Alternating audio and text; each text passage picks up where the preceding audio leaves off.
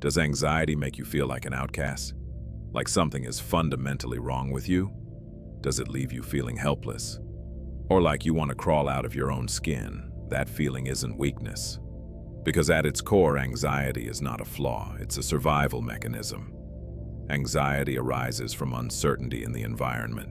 It's the body and mind entering a state of heightened awareness, scanning for potential threats.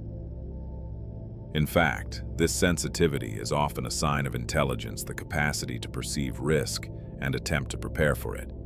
The problem isn't anxiety itself.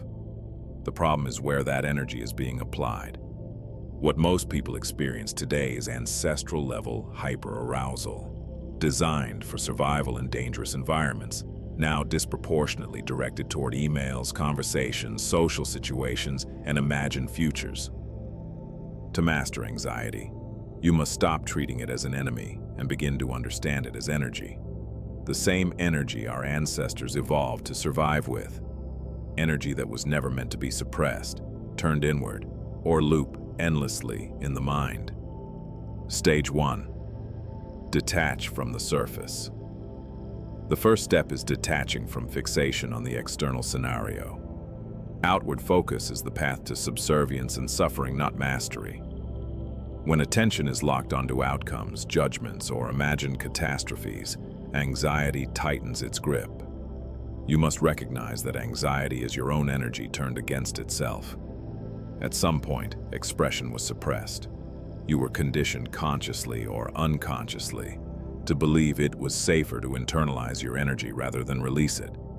That suppression creates a blockage, and blocked energy doesn't disappear.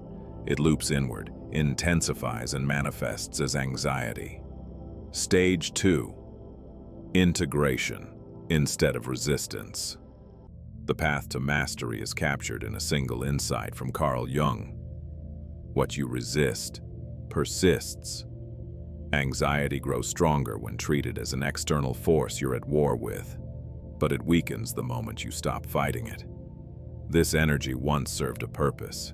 It protected you. It helped you adapt. That chapter is past. Now the task is integration with grace, curiosity, and even gratitude.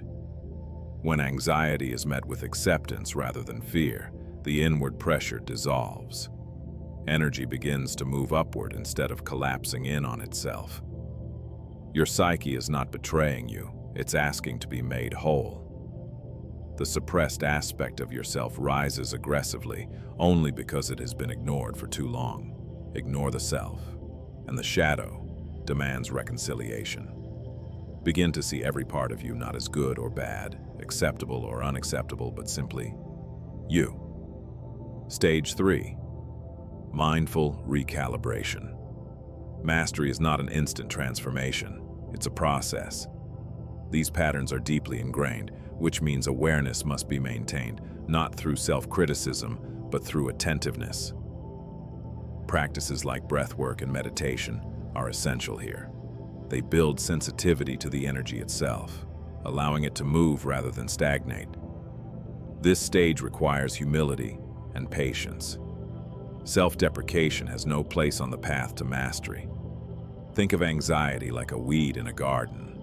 At first it grows aggressively. You may need to trim it again and again, but eventually you'll notice it before it ever breaks the surface. When the polarized view of self dissolves, and enough of the shadow integrates back into wholeness, something shifts. The energy that once overwhelmed you hands the master key back to a newer, more evolved version of you. And what once felt like a curse becomes wisdom. Like, share, and subscribe if you found any value.